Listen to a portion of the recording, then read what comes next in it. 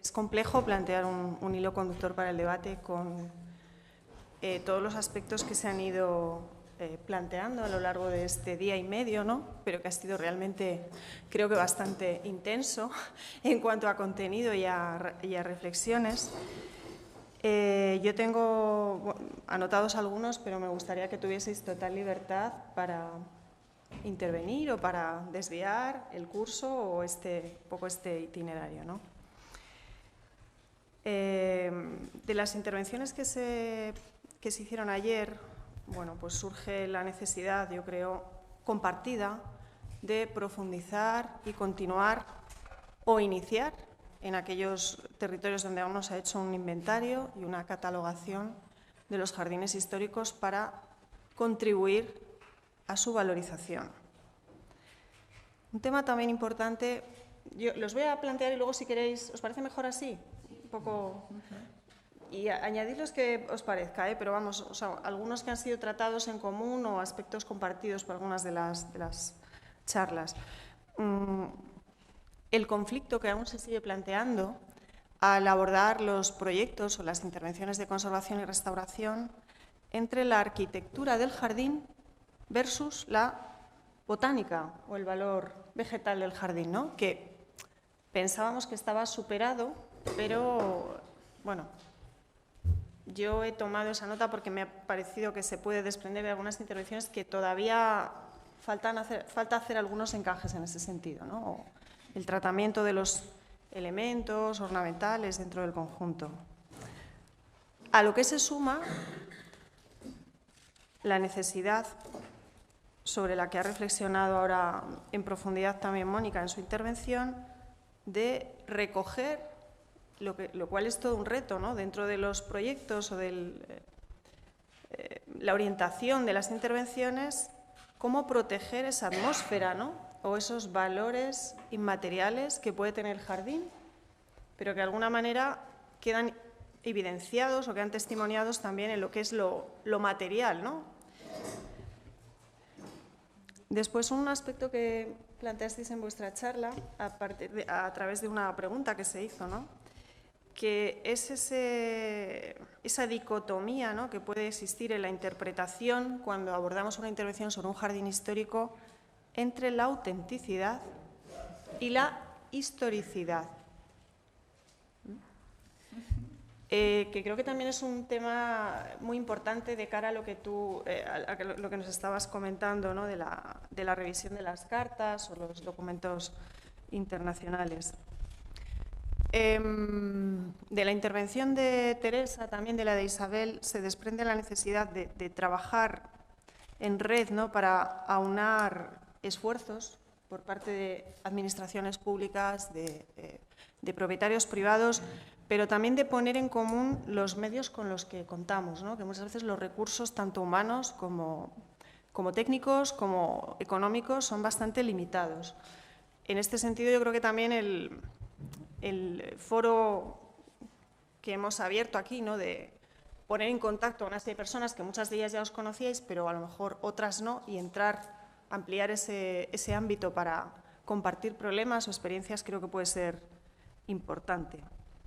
También el papel de las asociaciones, ¿no?, reforzar el papel que pueden tener las asociaciones, a veces al margen de organismos o instituciones oficiales, para apoyar este tipo de acciones y refrendarlas o llevarlas a la práctica, ¿no?, acercarlas realmente al territorio y a la realidad. La dificultad para tomar decisiones, también desde el punto de vista metodológico, que nos planteaban ayer desde el Instituto Andaluz, con una reflexión muy amplia, ¿no?, de tomar decisiones fundamentadas desde el punto de vista científico, desde el punto de vista técnico, pero también yo creo que es importante fomentar el consenso, porque realmente si no conseguimos ese consenso, pues es difícil avanzar. Y no... A veces tenemos muchísima información técnica o científica, pero es difícil después plasmar eso sobre la realidad material del jardín, ¿no?, o cómo tenerlo en cuenta, o asimilar todo ese volumen de datos que se genera, ¿no?, o digerirlo por parte de los técnicos en una intervención que sea realmente sostenible, abordable, tengamos en cuenta el cambio climático, tengamos en cuenta las necesidades sociales o del colectivo que además después se va a ocupar del sostenimiento del jardín. Y ahí tenemos que engranar también, bueno, pues a todos aquellos elementos o grupos sociales que tienen esa dificultad de accesibilidad, pues, bueno, cognitiva, física, sensorial, de la que nos han hablado también esta mañana. Últimamente se nos reclama mucho también a las personas que trabajamos dentro de la Administración, a los técnicos, aportar o reforzar el valor económico que generan después las intervenciones que se realizan. O sea, que haya una reversión de alguna manera, ¿no? En el terreno económico, para que cualquier actuación que se realice, bueno, pues permita abrir vías para que los jardines históricos sean sostenibles en sí mismos, lo cual, salvo escasas y honrosas excepciones en la actualidad, vosotros tenéis más conocimiento, pero creo que es un poco una entelequia, ¿no? Es muy difícil para entidades locales o pues, poblaciones muy pequeñas, como puede ser Béjar, aunque cuenten con el apoyo de la Junta de Castilla y León, en este caso, hacer sostenible a medio plazo pues el jardín con toda la inversión que genera, no le vamos a llamar gasto, ¿no? Y la rentabilidad que se puede obtener de esa gestión, ¿no? Y cómo hay que ser imaginativos, nos dicen nuestros jefes, ¿no? Los políticos, hay que ser imaginativos, desarrollar nuevas herramientas de gestión. Nos hace falta también, yo creo que, no sé, formación, soporte, es muy difícil, ¿no? En la situación actual incorporar, pero creo que es un aspecto también importante, ¿no? Incorporar ese valor económico para reforzar también, añadirlo a uno de los valores, ¿no?, que pueda tener el jardín. Bueno, y después también, así un poco como resumen, que es una idea directriz también de la charla de Mónica, la problemática de combinar pues esa visión tradicional, académica, que sigue teniendo mucho peso, no tradicional en el sentido de antigua, me refiero en el sentido de cómo se ha hecho la lectura o la interpretación de los jardines históricos o cómo hay que intervenir en ella, con la evolución que tiene el sitio, ¿no? Y con cómo podemos hacer perdurable la evolución también de ese genio del lugar o de ese espíritu que puede perdurar en el jardín. Anda, que me he quedado a gusto, ¿no? Bueno, ahí lo dejo, ¿no? Para que vosotros aportéis lo que os parezca.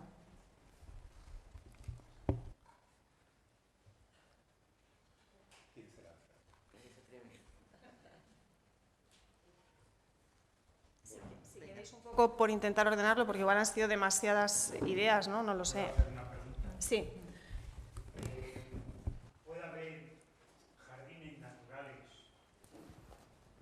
Sin que sean jardines públicos. Es decir, dentro de la naturaleza hay auténticas bellezas y entre ellas cuento mi pueblo. Y tenemos la mala costumbre de coger en Béjar el musgo natural, muy vivo, prohibido cogerlo, ya que estamos dentro de la red Natura 2000, estamos dentro de la reserva biosfera.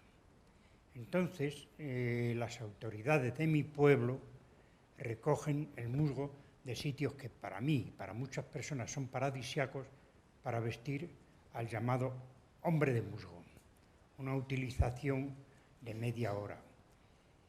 Todavía hay algún medio de comunicación que dicen, ignorantes, que este musgo se reproduce en un año. Los que están metidos en la naturaleza sabéis que no, que necesitan 40, 50 años en condiciones normales. Entonces, yo quisiera preguntar, ¿qué es lo que se puede hacer para que las autoridades de mi pueblo dejen de coger ese musgo que en principio está prohibido? Teniendo en cuenta que actualmente hay musgos artificiales extraordinariamente logrados. Muchas gracias por atenderme.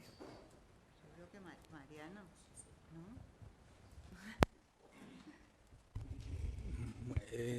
Hay productores de musgo en el mercado que nosotros usamos para las plantas epífitas en el invernadero.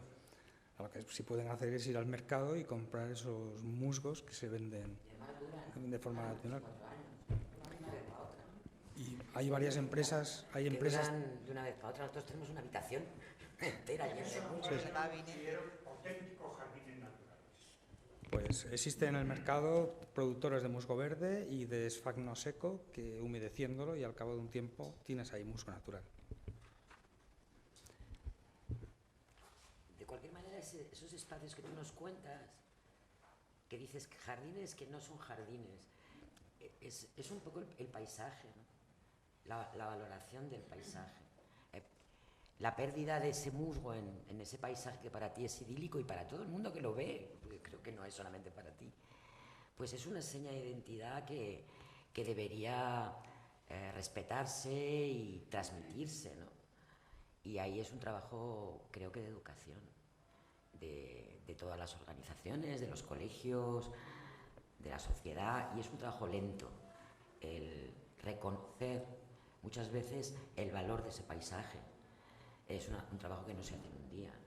Entonces es un trabajo también de la gente que quiere viajar y que le gusta ese paisaje increíble de los muros de musgo o de las piedras de musgo, transmitírselo a los demás, contarles ese valor en el colegio, de manera que poco a poco los mismos que hacen esa actividad tan divertida y tan trascendente para el pueblo, pues hagan ese primer paso. El primero que dé el primer paso va a ayudar a que los demás lo den. Pero esto no es una cosa que puede hacer una administración con una prohibición. Yo creo que es un trabajo más de educación de la población, ¿no? De intentar darle el valor que tiene ese elemento en ese paisaje y que todo el mundo esté de acuerdo y conseguir a lo largo del tiempo que haya uno de estos bailadores, ¿no? Porque bailan, ¿no? No. Desfilan estos desfiladores del primer paso y diga, pues yo voy a comprarme el musgo en esta tienda y hago una colecta, estoy hablando un poco en plan poético, ¿vale? La pago entre todos los vecinos y a partir de ahora yo no me voy a coger el musgo al campo. Y ahí empieza el primer camino, ¿no? Muchas veces el paso de la educación, del reconocimiento del valor cultural de un paisaje depende de la gente que lo disfruta. También la Junta de Andalucía, la Junta de Andalucía pertenece a la Asociación Ibero-Macaronesia de Jardines Botánicos, tiene en cada comunidad vegetal de las 8 provincias una serie de jardines botánicos pequeños donde la gente de los pueblos de alrededor puede ir a ver con su nombre científico y nombre vulgar todas las plantas de la región. De forma que eso podría ser también una forma de potenciar el uso de planta autóctona que se tenga y que la gente lo vaya conociendo, y eso sí que es un valor añadido a la ciudad o al pueblo. Yo, por poner... estamos hablando de dos tipos de patrimonio aquí, realmente. Uno es el paisaje, como he dicho, otro es el patrimonio etnológico del hombre de musgo, que además entiendo que está imbricado porque hay una tradición que es ir al bosque, ir a por el musgo, recogerlo, tal y cual, no sé cuánto. O sea, que tenemos una tradición que está muy conectada con el paisaje, con el contacto del paisaje. Entonces es delicado porque también estás queriendo cambiar esas cosas, que tienen mucho valor además para la gente. Tenemos la idea de que las tradiciones han sido siempre así y siempre lo van a ser, son mentiras, ¿no? Las tradiciones han ido cambiando, pasa que ahora tenemos registros y tenemos un apoyo histórico, las tradiciones han evolucionado a lo largo de la historia y han cambiado con los paradigmas culturales. Ahora mismo estamos en un paradigma de respeto a la naturaleza, también de riesgo de determinadas especies vegetales por el cambio climático. El musgo cada vez va a tener más problemas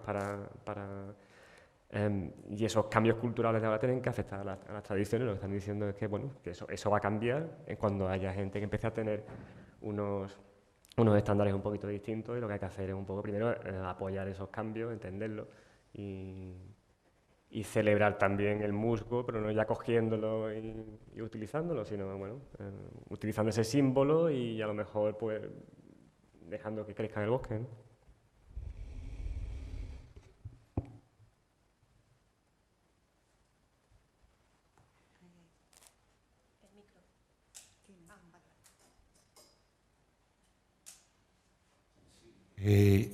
Yo quisiera haceros una reclamación.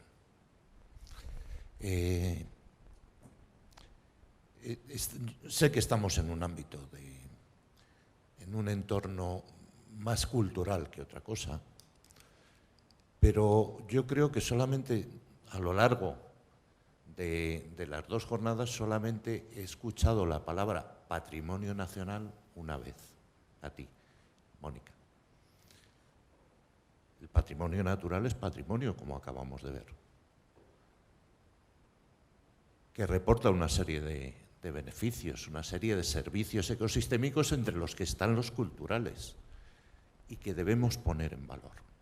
Es una forma de revertir ingresos a las inversiones que nosotros estamos realizando en nuestros jardines. Es decir, si cuando nosotros en la contabilidad solamente rellenamos la columna de gastos, evidentemente no va a ser sostenible.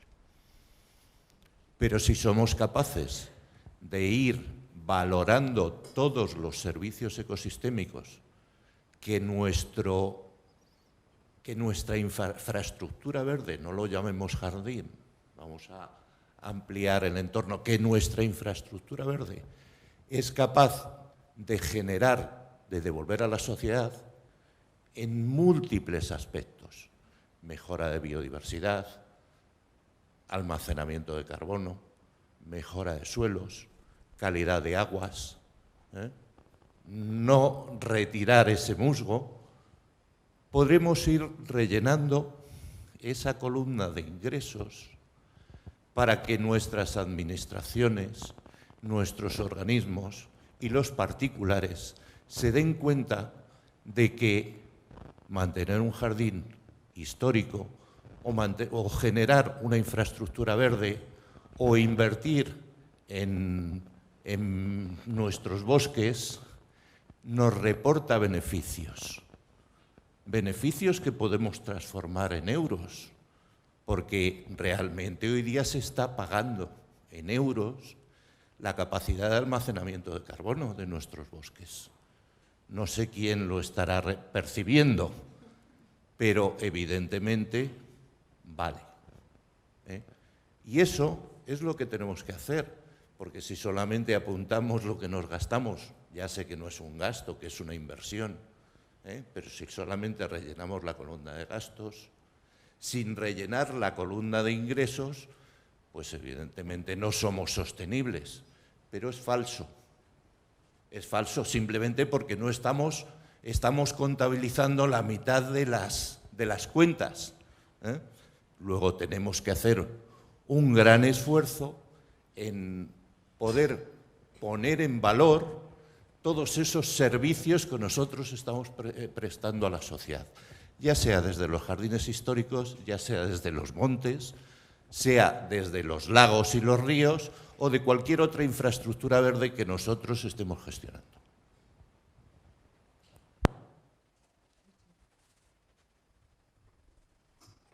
Estoy totalmente de acuerdo con lo que acabas de exponer y además me sirve un poco también como hilo conductor de una reflexión que yo quería plantear, en especial a Mónica, pero también al resto de los asistentes. En los últimos años, el turismo natural hace mucho tiempo que está de moda, y el turismo natural genera muchos beneficios. El problema es que no le sabemos hacer evidente a la sociedad que recibe esos beneficios de qué manera los está recibiendo.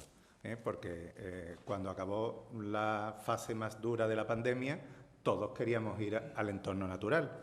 Cuando ha ido desapareciendo las fases medianas de la pandemia, y esto es una evidencia, todos hemos recuperado, aparte del turismo natural, el alojarnos en hoteles, el comer en restaurantes, el visitar otros bienes culturales que están relacionados o el desarrollar cualquier otra actividad que incide directamente, la venta de artesanía, de productos locales, que incide directamente en beneficio de la sociedad. Y muchas veces pensamos que el monte, como es de todo, va a estar ahí siempre, ¿no? Y no tenemos que dedicarle ninguna inversión porque ya el creador la hizo y ya no tiene que revertir nunca para nosotros. Eso me sirve para el planteamiento que le iba a hacer a Mónica y que ella lo ha mencionado también. Después de la pandemia hemos tenido esa necesidad de hacer actividades al aire libre. Hoy en día la sociedad le satura un poco la información cuando hacen visitas monumentales. Parece que ya ir a las catedrales, pues bueno, cuando no las conoces si vas. Los castillos, pues bueno, sí tienen. Pero los jardines tienen una gran capacidad para convocar al público porque es un paseo relajado, es al aire libre, no me estresa, no hay nadie que me esté contando la historia, puedo involucrarme en meterme en el código QR o no. Qué necesario es que en España haya una guía de paisajes. ¿Y qué mejor herramienta para eso que un catálogo común, que un servidor común en el que encontrásemos, no por comunidades autónomas estén más o menos desarrolladas, esos jardines que son parte de la historia? Ahí hay un problema que ha salido también en esta mesa, en esta reunión varias veces, lo público y lo privado. Esto es muy gracioso porque en España tenemos todo una cultura de la cultura gratuita, ¿no? Y es muy difícil hacerle ver a las personas que paguen por acceder solamente a un jardín, cosa impensable en Francia, por ejemplo. En Francia o en Inglaterra tienes la doble entrada, ¿no? Tú si quieres ver el jardín pagas 3 y si quieres ver el jardín y el monumento pagas 8, ¿no? Y, poco dinero es para ser Francia, sería más. Esa cultura de la cultura gratuita implica una perversión mayor, que es que cuando queremos rentabilizar un jardín privado, siempre queremos cobrar la entrada de acceso, sea del nivel protegido que tenga la calidad que tenga.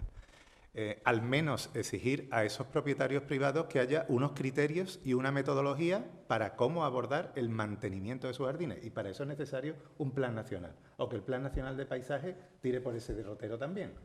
Pero bueno, sabemos que ahora mismo está en un momento de discusión y de maduración el tema de los planes nacionales. Creo que es una herramienta porque los jardines cumplen unos requisitos muy comunes al territorio nacional que sería de utilidad a futuro. Esta metodología, este reconocimiento, pues es en gran medida de lo que hablábamos ayer en la charla del instituto y eso me sirve para contestar a una de las cuestiones que me ha planteado la coordinadora, pero que todas no las voy a contestar por conveniencia.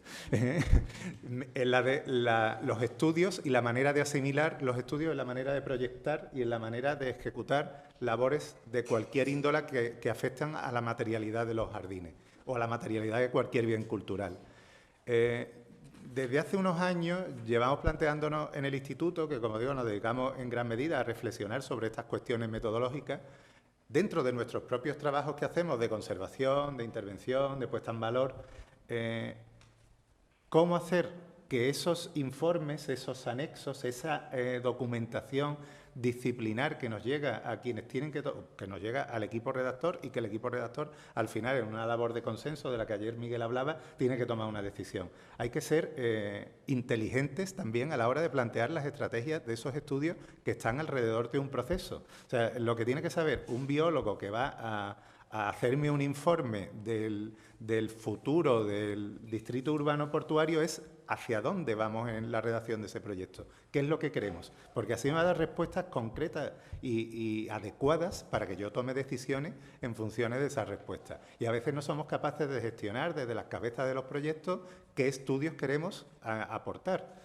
¿Y qué estudios necesitamos para la toma de decisiones? Los encargamos antes, y esto en la administración es muy así, encargamos los estudios y luego teníamos una idea preconcebida del proyecto que queremos hacer y los estudios son como un complemento que justifican la idea preconcebida ahora más reforzada.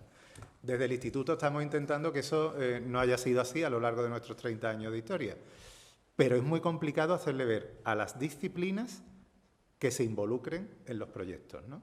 Porque hay quienes se involucran más, en este sentido los historiadores, los arqueólogos siempre nos hemos involucrado más, pero los arquitectos también, por supuesto, pero hay otras ramas y otras disciplinas que se quieren limitar a su área de conocimiento y no se quieren aplicar cómo es su área de conocimiento. y creo que ya he dicho todo lo que quería decir por ahora. Pues yo, bueno, ¿se oye? Ah, vale. Yo, por completar un poco lo que decía el compañero, si estamos hablando del retorno económico que debe tener un jardín de este tipo, hay jardines que las experiencias personales intransferibles que genera pues, son maravillosas y son únicas, ¿no? Pero no existen prácticamente jardines que estén adaptados. Y yo os he un poco comentado en la ponencia que hay un porcentaje muy importante de la población donde ahora mismo están sometidos a niveles de estrés muy altos y precisamente no cuentan con entornos que relajen por sí mismos estos niveles de estrés, ¿no?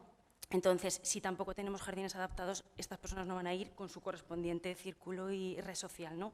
Por tanto, invertir también en este tema, empezar a incluir normativa de accesibilidad del tipo que sea, seguramente retornará en muchos más visitantes. Y su retorno económico posterior, por supuesto. ¿Por qué no damos un paso atrás? No lo sé, pero antes de evaluar y pensar en el retorno económico que puede producir un espacio cultural, amable, ya el trabajo está hecho, ¿eh? En el jardín el trabajo está hecho, aunque no esté restaurado, porque produce, sin muchos recursos, bienes personales, excepto a los que tienen alergia a las hormigas, a todo el mundo. Pero para poder tener ese recurso económico, el jardín tiene que estar bien gestionado. Yo soy muy obsesiva. Es muy importante pensar en que lo que tú le das al jardín, él te lo devuelve en ese recurso económico. Es decir, yo pongo un ejemplo, esto es una cuestión de tiempo, ¿no? Ayer os hablaba de 3 sitios diferentes que se usan de una manera diferente. ¿Os acordáis de la Quinta de Fuente del Berro, que es un jardín pequeño, en un barrio, que se utiliza como jardín de barrio? Está abierto con horario de día, bastante amplio, pintadas, vandalismo, exceso de uso, etcétera, nos impiden que el jardín tenga una calidad. Capricho, cerrado durante la semana, abierto solo los fines de semana. Yo creo que no llenamos de basura ni media furgoneta. Nadie tira un papel al suelo. Nadie destroza nada. No hay vandalismo. Entonces, ¿eso qué significa? Que si nuestros jardines, nuestros espacios verdes, nuestros espacios urbanos tienen una calidad, todo el resto del camino es más fácil. Todo el resto, si tiene una calidad, si el personal que mantiene ese jardín tiene un conocimiento de ese espacio, si todos los actores que están en el entorno del jardín trabajan al unísono y de una manera colegiada, si aprovechamos todos esos recursos que tenemos muy cerca de nosotros, vamos a conseguir un nivel que nos va a ayudar al siguiente proceso y a llegar a ese cálculo económico tan moderno de los bienes ecosistémicos, del oxígeno, de todas estas cosas que al final se convierten en dinero que se compara con dinero. Es una reflexión mía, ¿no? Después de estos 2 días, yo ya estoy muy cansada. Pero quiero que reflexionéis un poco sobre eso, sobre lo importante que es la gestión. La gestión para mí es la conservación, la intervención, el mantenimiento, el pensar en eso antes que en cualquier otra cosa, en cómo gestionar el uso, en cómo gestionar los recursos, en cómo ayudar para que el jardín se pueda ver bien, y tiene que estar todo junto. No puede ser, tenemos dinero para esto, ¡hala! Venga, ya hemos terminado, ¡hala, por la otra!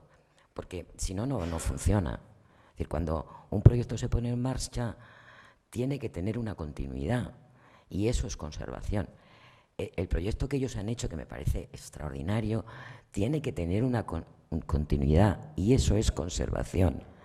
También en un proyecto de este tipo, ¿no? Si termina aquí, todo el trabajo tan impresionante que han hecho no sirve para nada. Tiene que seguir y dar otro paso, y otro paso, y otro paso. Y eso tiene que incluirse en los servicios de conservación. Ya os digo que yo soy un poco pesada para esto, pero creo que hay que reflexionar mucho sobre eso. El proyecto de restauración no sirve si no hay un buen proyecto de gestión, de conservación, de mantenimiento, de documentación, de inventariación, todos esos de identificación de los elementos que son importantes. Y eso lo hace quien trabaja en el lugar, quien está en el lugar.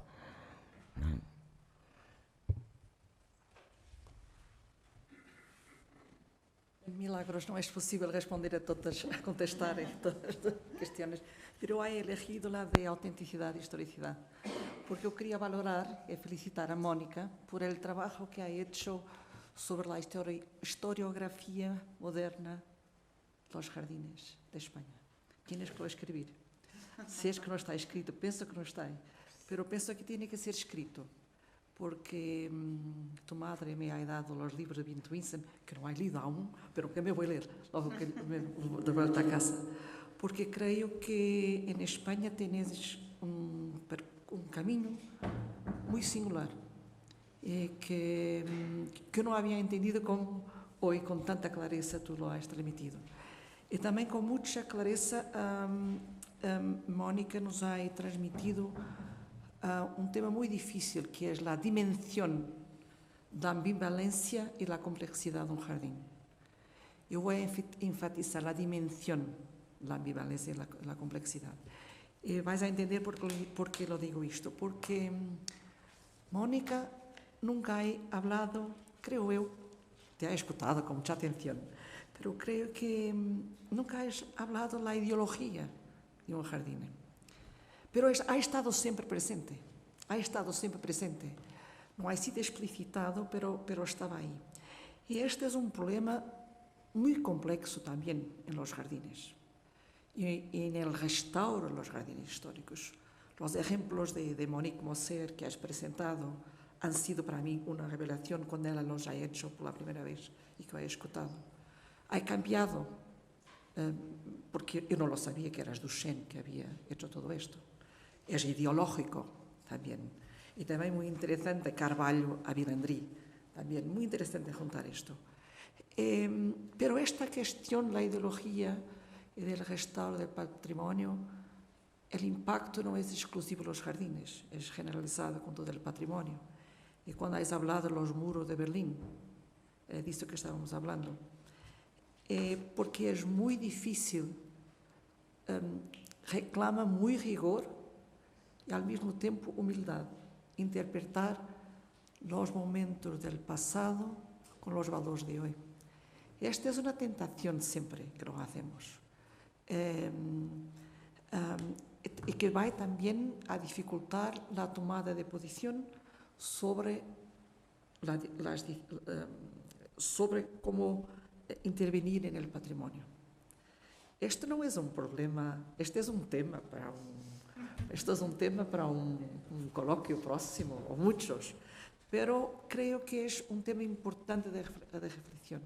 La carga ideológica, que no es perceptible muchas de las veces, porque es difícil de lo ser, pero, como se dice, ajuizar, jugar el pasado con los ojos de hoy es algo que tenemos que ser humildes. Entonces, yo había dicho aquí ayer que a veces hay un problema con los jardines, es que hay demasiado dinero, entonces se hace demasiado, como a Etlu. Etlu debe ser uno de los proyectos más emblemáticos, pero había a Nova, a Renausen, que ha sido hecho después de la guerra. Es un otro caso muy importante a entenderlo. Renausen es una recreación después de la guerra. Ese es un sitio ideológico, una carga ideológica tremenda también. Y vale ver estos casos, haber una reflexión sobre esto, que nos ayude a tomar decisiones más equilibradas. Hay que ser atrevido às vezes, pero hay que ser con mucha cautela siempre. Es mejor parar, como había dicho ayer, antes de fazer e pensar e investigar. E muchas gracias. Muchas gracias. Y Portuñol es para ti. Es el mejor que se hace. Perfecto, Portuñol perfecto, es perfecto. perfecto. Portuñol es perfecto. Es el mejor Portuñol del mundo.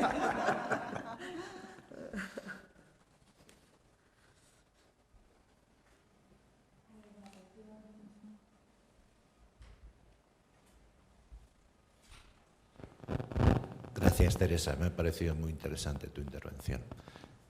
Pero yo quería seguir un poco con una vuelta de tuerca. Simplemente comentar que ahora mismo tenemos una estrategia nacional de infraestructura verde, muy bien estructurada, que llega desde lo más general hasta lo más concreto, donde habla de la infraestructura verde urbana, al final habla de su conectividad y habla de su sostenibilidad y de la resiliencia frente al cambio climático. Y son las comunidades autónomas y los ayuntamientos los que tienen ahora un plazo de 3 años para definir la estrategia regional de cada una de las regiones de su infraestructura verde. Los jardines históricos son infraestructura verde. Yo creo que es una oportunidad única para que tanto comunidades autónomas como ayuntamientos y diputaciones entren a definir todos estos aspectos de los que hemos hablado aquí. Tenemos 3 años de tiempo para definir esas estrategias regionales y locales de infraestructura verde y esperemos que no lo desaprovechemos.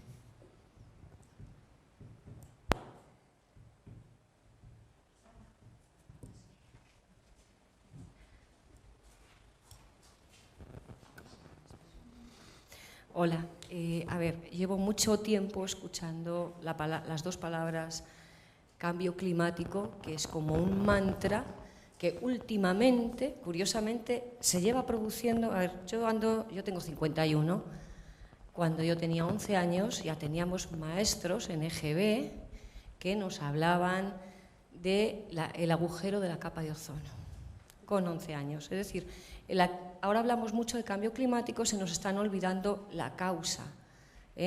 Entonces, llega un momento en que se repiten tanto esas palabras que acaban perdiendo el sentido o acaban utilizándose, en la mayoría de las veces, ya ha ocurrido recientemente, en Madrid ha muerto un trabajador y ha habido una política que ha dicho el cambio climático mata. En fin, va a llegar un momento en que el responsable de todo sea el cambio climático, quien lo tenga que resolver todo sea el cambio climático y la culpa de todo, al final, va a ser el cambio climático, entonces nos vamos a quedar inertes. Inermes es como creer en Dios, que Dios lo arregla todo y al final pues el hombre no hace nada. Cuanto más le demos, mayor poder le demos a algo ajeno a nuestra voluntad y a nuestra capacidad de transformar la realidad, menos poder y menos capacidad de transformar la realidad tendremos. Esa es mi manera de enfocarlo. Entonces, estamos hablando, se han mezclado al final, bajo mi punto de vista, varios temas: el patrimonio natural, del que hablaba Jesús, el musgo, los bosques, del que hablaba Gabriel y del que habla también Mariano, el árbol. La única forma de descarbonizar, la más efectiva, es plantar y plantar y plantar bosques como están haciendo los chinos, que hablaba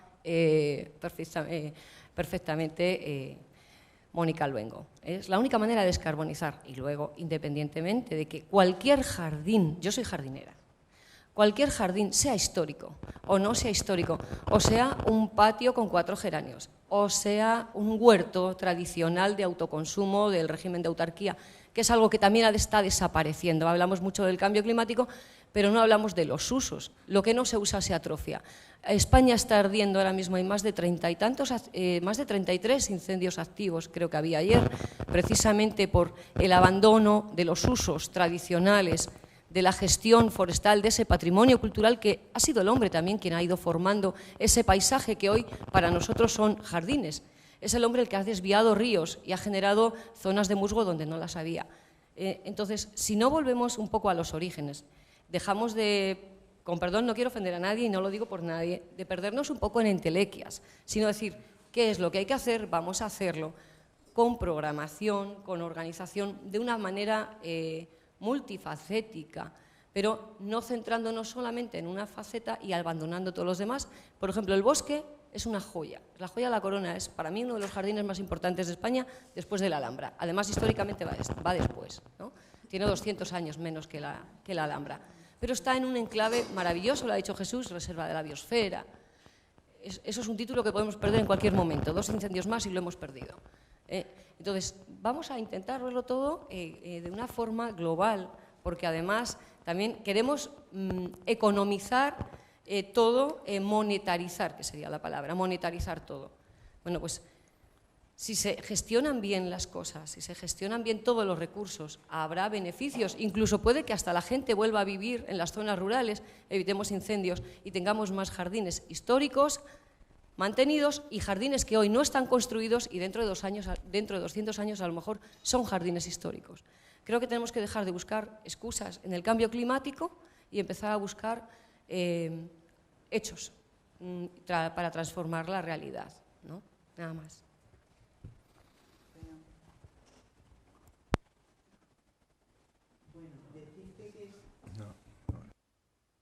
Decirte que, por supuesto, es que no nos da, es que el cambio climático necesitamos una semana entera para sentarnos aquí. Y esto no da para todo, por desgracia. Pero decirte que con lo del cambio climático hay muchísimas iniciativas ya. Yo me parece que fue ya hace 10 años, fue el primer congreso en Alemania al que fui sobre jardines históricos y cambio climático, y que hay este año, no, era en pandemia porque el congreso fue también online. Ha habido otro encuentro, me parece que era Austria, creo recordar, y que hay muchísimas iniciativas, hay muchísimas estrategias para aplicar en los jardines. Hombre, no en los de nueva creación, porque claro, nos dedicamos a los históricos, por lo otro no abarcamos, pero que hay muchísimos ejemplos si te interesan, porque yo creo si te interesa te puedo pasar las direcciones web de muchas acciones que se están ya llevando a cabo. Probablemente no tanto en el ámbito español, que la verdad cuando me tocó escribir hace 10 años sobre ¿qué hacen los jardines históricos y el cambio climático en España? Pues escribí 10 páginas para al final decir nada, porque no había ninguna directriz. Bueno, 10 o 15, porque la verdad es que no había. También es verdad una cosa, que el mundo mediterráneo está acostumbrado o está más habituado a tratar con eventos climáticos extremos que otros climas. Entonces, también era normal que por aquel entonces no hubiéramos puesto nada así muy seriamente en marcha. Pero ahora ya sí hay, y es un tema que se tiene en cuenta. Que eso no quiere decir, o sea, solo te estoy contestando una parte pequeñita de tu exposición, porque en el resto pues tienes toda la razón. Se nos está incendiando. Qué bonito ayer el cielo, rojo, rojo, rojo, pero porque se está quemando media sierra. Nada, una pequeña reflexión. Una pequeña reflexión después de estos 2 días. Terminaba Mónica diciendo sueños de dioses sin tiempo. Los jardines históricos son mucho más de lo que nosotros podemos percibir a la hora de visitarlos, ¿no? Su objetivo es emocionarnos, es retrotraernos, es envolvernos y demás, pero hemos visto, y gracias a todos y cada uno de los ponentes, todo el trabajo que hay detrás, desde la investigación, la gestión, la planificación y demás, todo para que todos y todas podamos desde nuestra diversidad disfrutarlo. Gracias por estas jornadas, gracias por las jornadas del año pasado y solamente deciros, esperemos que sigan haciéndose, porque todos y todas aprendemos y conocemos todo lo que hay que hacer, pero seguimos disfrutando. Nada más. Muchas gracias. Yo quería hacer 2 cuestiones. Una es el melón que has abierto de qué parte del jardín conservamos, cuando es el histórico, cuando has comentado Vilandri, ¿qué consideramos jardín? Te devuelvo la pregunta, porque yo me planteo muchas dudas y vosotros sabéis muchísimo más. Y segundo, si en esa carta ICOMOS va a hacer algo respecto a la accesibilidad, quizás si se puede incorporar algo para el tema de...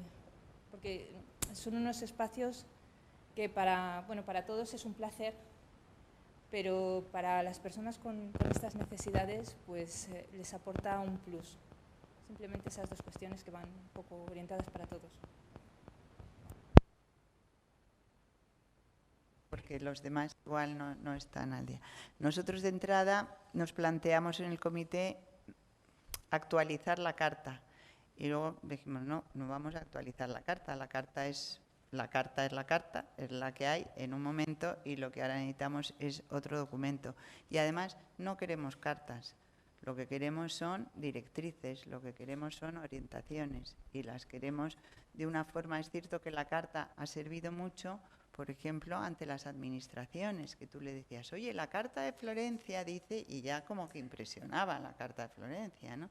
Primero porque era muy breve, entonces sí estamos pensando en hacer algo muy breve, una primera parte que sea muy breve, pero luego está seguida de una parte muy extensa, que hay una parte de vegetación dedicada exclusivamente a vegetación, otra parte con unas directrices ya mucho más concretas, más prácticas, más específicas, porque la Carta de Florencia es una carta doctrinal, conceptual, pero vuelvo a decir, con ella en la mano puedes hacer una cosa o lo contrario.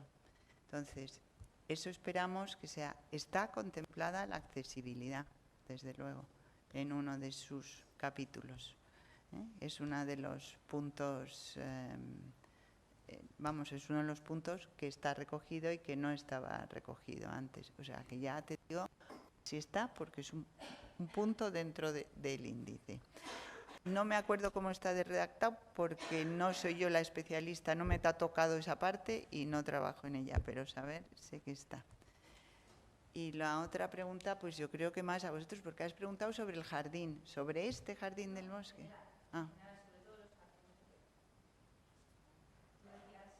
Considerábamos jardín histórico, en qué momento ponemos ese hito para decir esto es jardín histórico, esto no, vamos a preservar esto.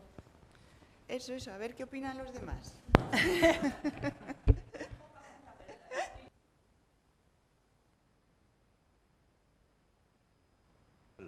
O de patrimonio natural en lugar de vegetación, mucho mejor. Porque los jardines tienen muchos habitantes. Tienen hasta hadas y gamusinos. Esa es la pregunta del millón. Mírala, se va para allá. Se va y se esconde. Se va y se esconde porque sabe que no hay nadie que le conteste.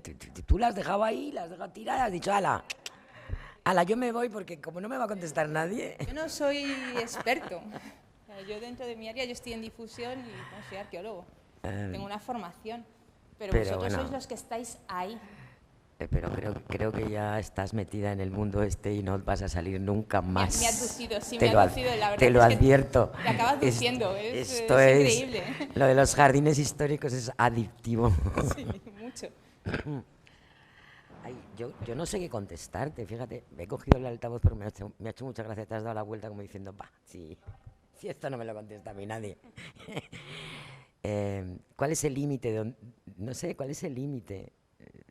No lo sé hasta, yo qué sé, un bonsái puede ser un jardín histórico, una maceta. Lo está planteando también desde el punto de vista cronológico, del ámbito cronológico, ¿no? O sea, ¿desde cuándo consideramos que hay una aportación en un jardín histórico como para que sea histórico? Yo he hablado, al final de mi ponencia, o de cuando estuve hablando, que lo tuve que ir muy deprisa, de una cosa que yo creo que hicimos, sí, haciendo el plan director de la Alameda, se nos ocurrió una palabreja muy divertida que era conjunto referencial.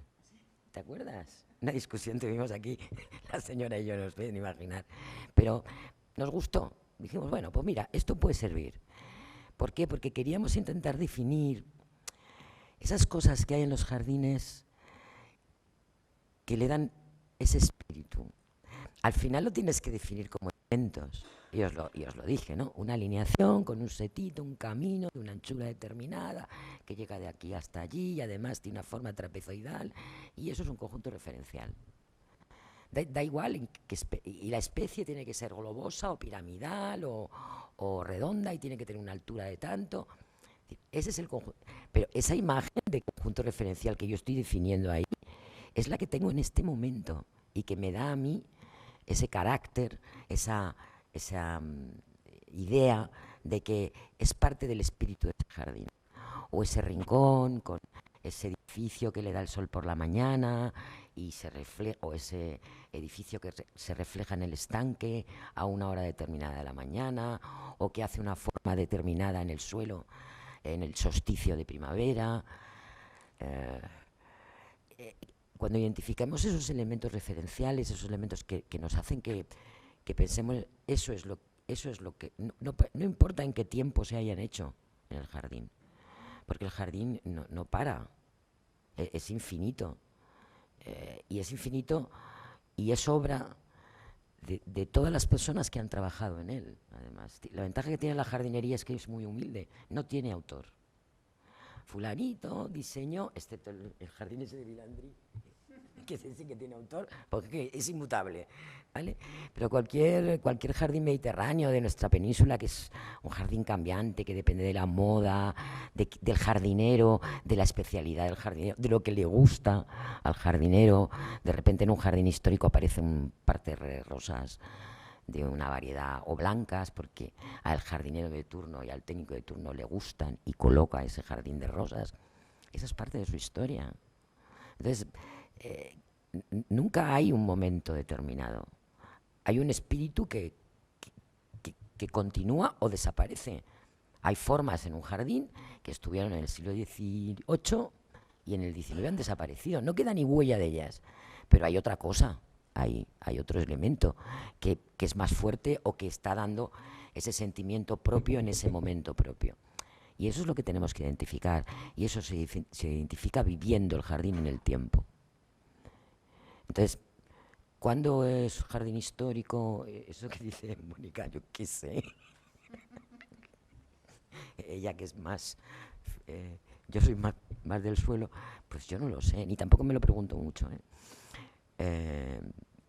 Pero es ahí donde tiene que radicar nuestro trabajo, ¿no? Identificar cuáles son los hitos en nuestro jardín que le dan ese carácter. Y hay algunos muy claros aquí, y hay unos muy claros que son las arquitecturas. Esas siempre nos sirven de apoyo, nos sirven de muleta a la jardinería. Es decir, a la jardinería nos sirve de muleta la arquitectura. Porque está ahí y sabemos que está, la fecha que lo han hecho, cómo lo han hecho. Entonces nos sirve de muleta, con lo que es muy importante saber de arquitectura. Pero la jardinería tiene ese punto de encontrar cuál es el elemento que en el momento donde estamos le da ese carácter, ¿no? Le aporta ese carácter.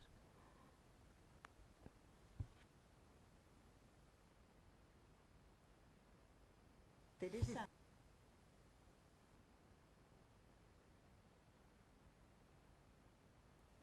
Una fecha, por ejemplo, en México, no sé si ha cambiado ahora, pero en México patrimonio era hasta 1900, lo que había de 1900 para adelante ya no era objeto del ministerio correspondiente de Cultura, aunque se conservaba al final, pero teóricamente la ley era solo hasta lo de 1900. No estoy segura, ¿eh? A mí no me han dejado presentar el expediente del Parque del Oeste hasta que no he cumplido 100 años. Pero creo que no, ¿eh? No. Sí, no creo. No me dejaron, ¿eh? A mí no me dejaron. En Portugal hay un límite La Comunidad de Madrid no me dejó. Puede que... para lo que es considerar lo que es patrimonio histórico. No hay. Mira, Gulbenkian está agora en candidatura a Patrimonio Mundial. Gulbenkian. Gulbenkian. Maravilloso jardín. La fundación. Y arquitectura también, el conjunto. Entonces es un poco... Se ha creado un poco el límite con la Gulbenkian, no solamente por jardines. Patrimonio mundial, no, puedes presentar lo que quieras, pero en la legislación portuguesa ¿hay alguna limitación? No es claro. No.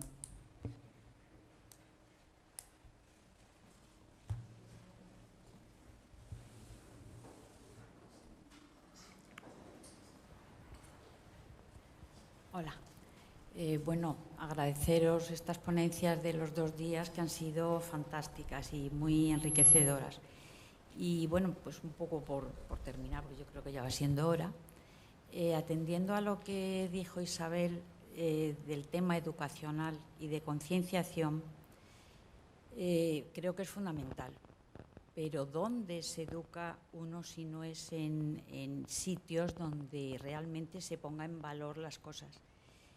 No sé, se me ocurre que el uso estamos en el Jardín del Bosque, un uso temporal hasta que se decida qué se va a hacer mientras se restaura o no, podrían ser talleres educacionales con respecto a la naturaleza, conservación de la naturaleza, recuperación de especies que están a punto de, como la pera cristal de la zona que te comenté ayer a Milagros, y no sé, a ver qué se le ocurre a nuestra jardinera también, que también ha llevado estos años el trabajo de hacer, no sé, o de especias de la zona, como el orégano y demás, en fin, un poquito culturizar a la población y a quien quiera venir de fuera sobre lo que existe en la zona y proteger de alguna manera la naturaleza con esta especie de talleres educacionales. Lo doy como sugerencia, nada más. Si quieres comentar algo.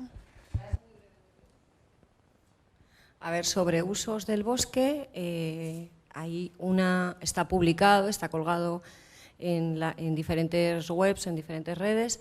Se presentaron en el 2016 17 propuestas que formaban parte de una propuesta que se llamaba Generación de Actividad Económica y Creación de Empleo en la Villa Renacentista del Bosque de Béjar. Creo que los compañeros de la Junta lo conocen, lo habréis leído, me imagino.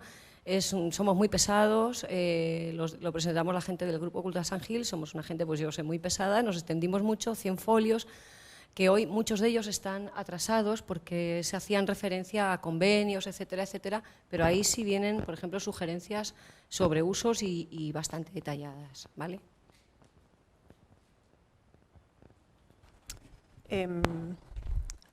Uno de los mayores retos aquí en el bosque ha sido garantizar la visita, la apertura del jardín y la visita pública, que es una cuestión que se ha conseguido de forma estable muy recientemente en el tiempo, por falta de medios y de personal y de una dotación para tener personal estable, aunque había un voluntariado a través del Grupo San Gil que sí que realizaba visitas, ¿no?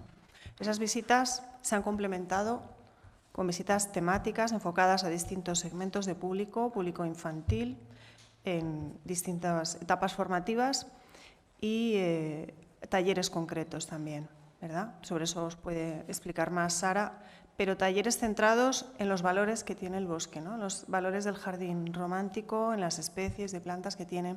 Este año además lo vamos a incrementar o a impulsar también con una visita temática guiada en concreto sobre especies vegetales, que se va a realizar ahora en estos meses de verano. Tomamos nota, quiero decir que a nosotros nos gustaría seguir desarrollando lo que comentas, pues talleres educacionales o incluso orientar una formación más especializada a través de módulos de formación profesional o a través de escuelas de jardinería, ¿no? Pero hay muchos interlocutores, hay muchas personas que tienen que tomar decisiones ahí, ¿no? Y no es una competencia que tengamos ahora mismo nosotros en la Consejería de Cultura. Quiero decir que muchas veces para emprender acciones de este tipo que tienen que ver con la educación también tenemos cortapisas, aunque suene un poco extraño, ¿no? Pero no somos especialistas, no tenemos los estándares, lo tienes que adecuar a los planes formativos, todo tiene su dificultad. Pero no obstante tomamos nota porque nos parece un aspecto fundamental, ¿no? Una de las propuestas que había también para su utilización era la posibilidad de crear una escuela especializada que incluso tuviese un reconocimiento académico universitario, ¿no? Lo pudiera tener, incluso como un grado, o sea, que pudiera ser una sede o al menos para realizar prácticas, que podría ser una opción. Y en ese sentido, pues también desde el ayuntamiento se han realizado entrevistas con los responsables de la Consejería de Educación, quiero decir que es una vía que estamos trabajando en ella, está, bueno, pues un poco esbozada, ¿no? Habría que desarrollarla más, sin ninguna duda. Si no hay más... sí. La educación, en el vasito con el algodón, la vas viendo crecer y tal, y dices, guay, qué tal, pero que luego ese respeto se tiene que transmitir siempre desde casa, porque muchas veces en la escuela te revuelves a lo que te dicen oficialmente. Entonces, si tú ves que hay ese respeto y lo has mamado desde que eres pequeño, ese respeto se va a traducir. Nos falta tradición aquí en España, porque en otros países sí que la hay. Ayer alguien sugirió, comentó, no recuerdo a quién fue, la cuestión de National Trust, ¿no? Es verdad, en Inglaterra, en jardines históricos, que algunos son privados, otros gestionan a través de esa fundación, hay un espacio reservado siempre, que es muy curioso, para que la gente del pueblo, de la localidad, vaya allí, cultive sus cosas, los niños, hierbas medicinales, tés, que luego se sirven algunas veces en pues espacios que hay reservados. No en todos, pero los hay. Yo he estado en algunos que los hay. O sea, tienen espacios o parcelas reservadas para que la gente pueda hacer más suyo, ¿no? La vivencia, ¿no? Podríamos decir, en relación a la especificidad que tenga cada jardín o el cultivo que se haga, o plantas medicinales o aromáticas o lo que sea.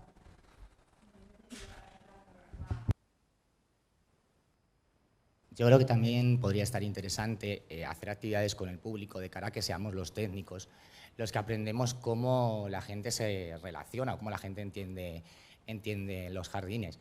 Aquí citar a Izaskun Chinchilla, que ha trabajado mucho en recorridos seguros al cole, etcétera, etcétera, y ha sido al revés, que los técnicos seamos quienes aprendamos de cómo la sociedad usa los espacios.